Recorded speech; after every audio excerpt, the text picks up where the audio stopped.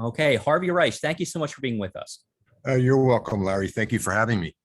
Can you tell us a little bit about what PICA is and how it came to exist? PICA came to exist in 1991. At that time, Philadelphia was on the brink of bankruptcy. The 80s saw during the 80s and during the Reagan administration, we saw federal funding cut to cities all across the country, and Philadelphia was no exception. Federal funding was cut, and then we saw the advent of homelessness and the crack epidemic. So those services need to be provided. Federal funding was cut. The city kept on providing those services as well as others without federal funding.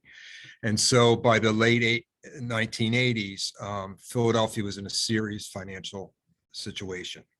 And we had, in 1991, we had a new mayor, Ed Rendell, and they didn't want the state and the city didn't want the city to go bankrupt. So what they did was they joined together, the state and the city, the leadership, and decided that the state had a better bond rating than Philadelphia at the time. Philadelphia was at junk bond status.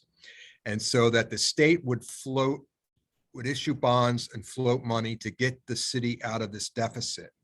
And that and going forward, as part of that accommodation and that working together, the state said, well, we're going to form an independent authority, which is a state authority, to oversee the city of Philadelphia's finances and to mandate that the city submit a 5-year plan so that we have a 5-year look at in the future, so that none of these financial surprises would occur. So as a part of that, they created this authority, which is the Pennsylvania Intergovernmental Cooperation Authority, to oversee the city's finances. And one of the main functions of that is the city submits to PICA a 5-year plan every year. PICA reviews and analyzes it and makes a report. The staff does to the board. The board considers it and then votes on it. And it has to be done within a certain period of time, 30 days from the time it's submitted by the city.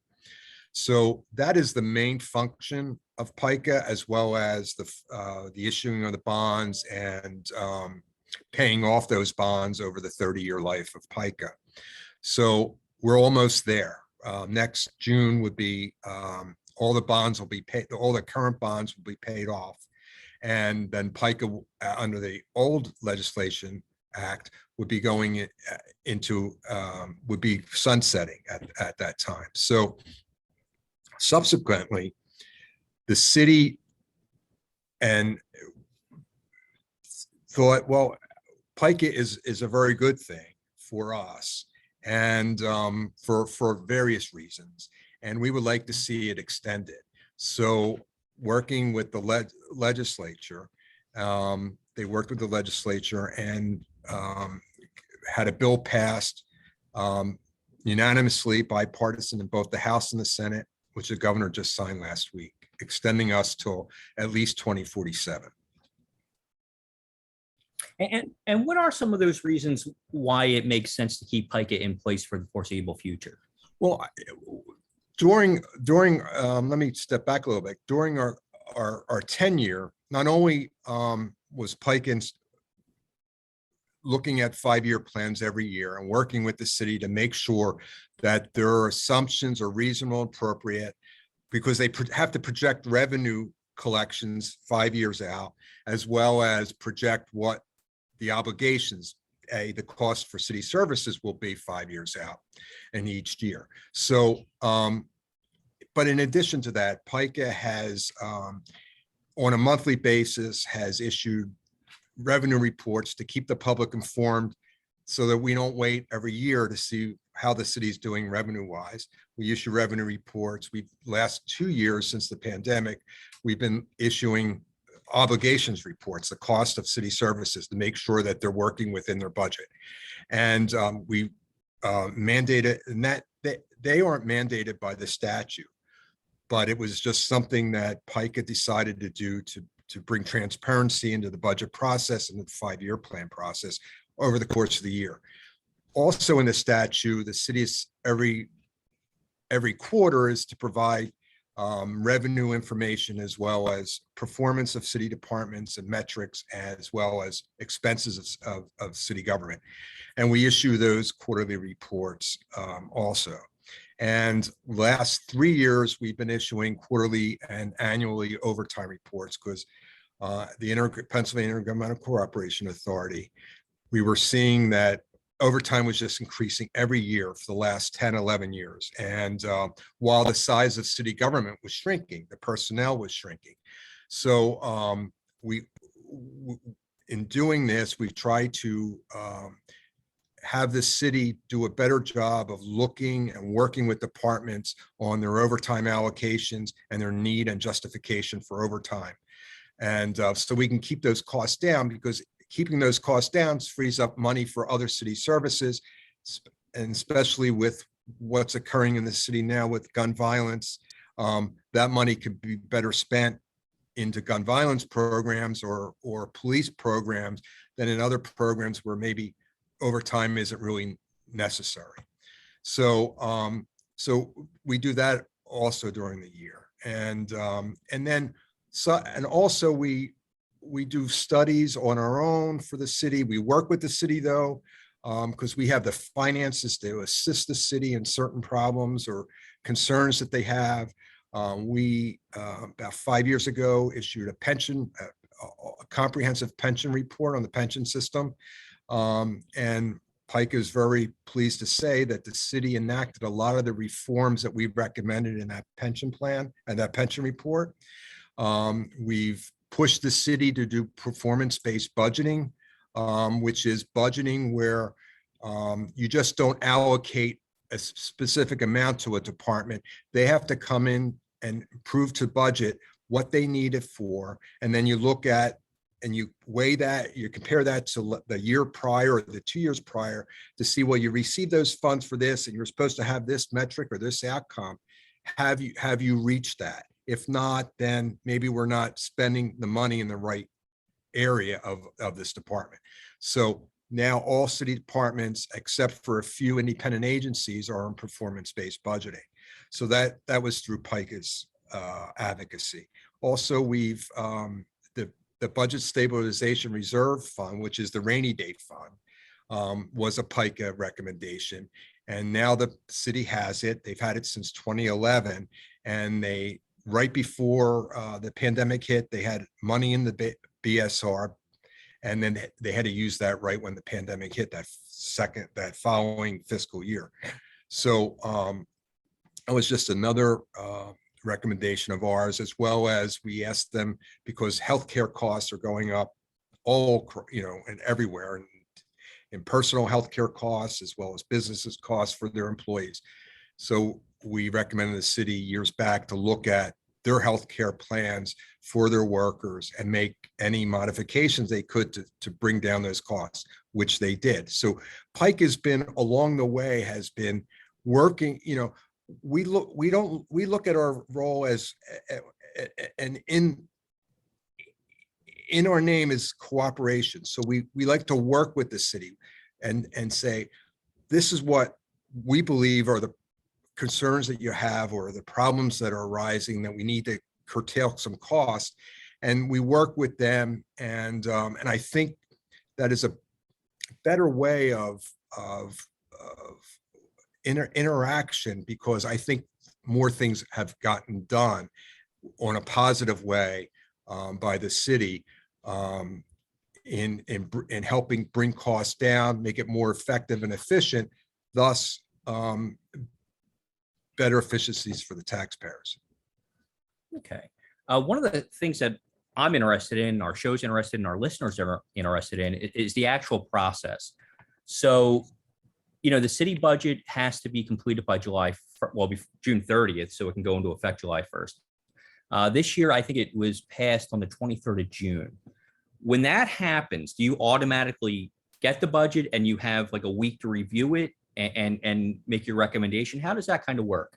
Well, what occurs, the mayor does his budget address sometime in February or March, depending on when they decide to do it. But so at that point, we get a proposed plan of sort of what they're giving the council, at least for the first year budget, or the first year plans budget, and then subsequent the 4 years after that. So we start our process of just reviewing that, and it's more of we review the departments and just some other, because we know that's going to change. The numbers are going to change come June with city council. And then city council has their budget hearings, which we attend and follow them as part of our review process. And we see whatever concerns or issues they may raise. And we make sure that we're looking at those also, as among any other issues that we may come up and find.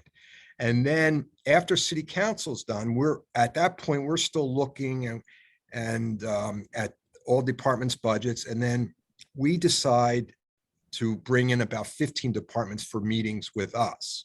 And we have meetings with those departments. So this is all taking place before the budget is passed by city council at the end of June.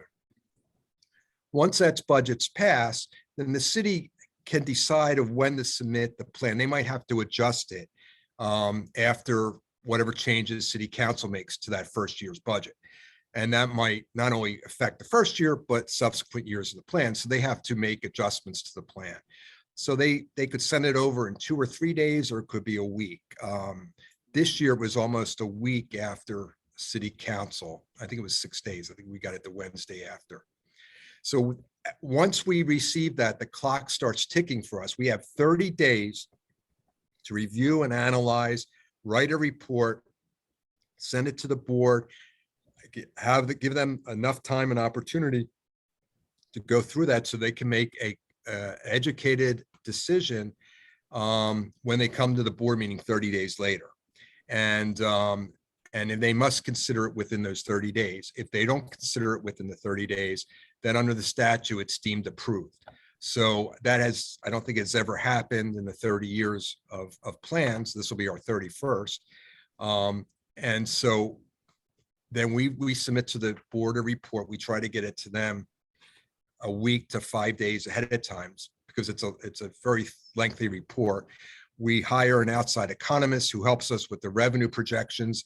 He has his own models. He works with the city revenue department and their consultants to see if he believes what they're putting forward is reasonable or appropriate. And then we submit it to the board. We have the annual board meeting, and the board votes on it and votes to consider to approve it or reject it. It's a 5-member board. The board is appointed, one by the governor has an appointment, the majority that in the Senate and the minority in the Senate has an appointment, and then the Speaker of the House, the minority leader of the House has an appointment. So there's 5, and at all times it's, it could be 3 one party and 2 one party. It all depends on the party of the governor is of. So they consider it and they vote on it, and they've never rejected a plan outright. I remember a couple years ago, while we were going through our process, we were concerned about the city's business income receipt tax numbers that they had there going forward. And so that we said to the city, we got to get a combination here. We can't recommend to the board to approve this right now because your numbers are not within our economist model, and it's going to skew the fund balance if we go by ours. So that we work with them during this process if need be also. And then the controller also issues, we ask the controller to issue an opinion on the 5-year plan, and she does it according to ACE accounting auditing standards, and gives us an opinion which we also take into consideration as well as the board. Theoretically, if the board did reject a 5-year plan, would the city have to go back to the drawing board and try again, and have it to you by a certain amount of time? Yes, the city, I think it would be 15 days from the time, and if we would reject it, we would reject it and we would tell them the reasons why it's rejected. So then they would have to go back and cure it. If they don't go back, if they didn't go back and cure it, then we could ask the state treasurer and the governor to stop sending money to the city, the state money to the city. There's a lot of exceptions. There's a list of exceptions that they couldn't not send, but until they cured it, came back, and a reasonable plan was adopted. That has never occurred, I think, because the process was instrumental in the way it was prepared and put together to allow that process to work as it's going on with the city, so that nothing, there's at the end, everything has been put into place, and any questions or concerns have been solved by the time the report is written. Right. So it's unlikely that we'd ever get to that point. Right. Does the recently passed legislation change anything that PICA does? The only aspect of what PICA does is the bonds. The new legislation has us until 2047 unless there's still bonds outstanding. And the city can only request us to issue bonds on their behalf the first 3 years out of each 10-year period. So say it started in 25. So they have 25, 26, and 27.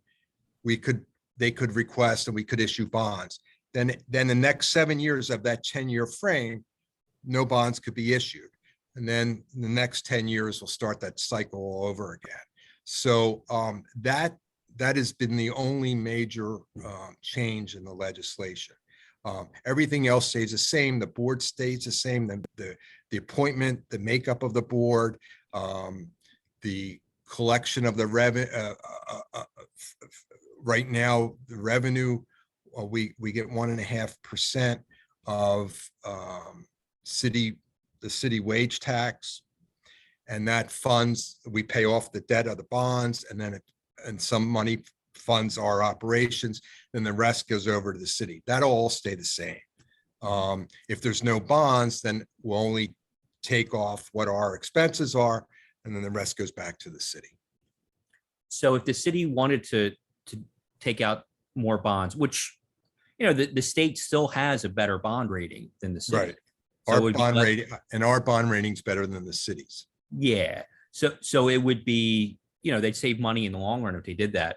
So does that mean they would have 2025, 2026, and 2027 to consider doing that in that first 10-year period? Okay. Right. Okay. Right. And that's for capital projects. Capital projects. Right. If they were to do that, is it just the board that would approve it, or does it go to the state legislature? It's just the board. It's just the PICA board. Okay. Okay. So is there anything else that people should know about PICA, and where can they find out more? Okay. They can go to our website. It's www.pica.org. And everything we have is on every report they can find.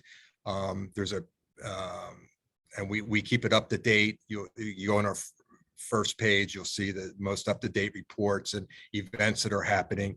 And then if they need to contact us, there's a way to do it through the website, or they can call the office.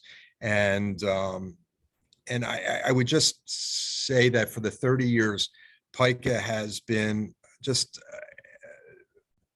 fostered long-term financial performance and efficiencies and practice of the city of Philadelphia by higher fund balances, by the budget stabilization reserve fund, by the other changes and recommendations that we've made that they've accepted as the pension fund, the city's health plan, things like that.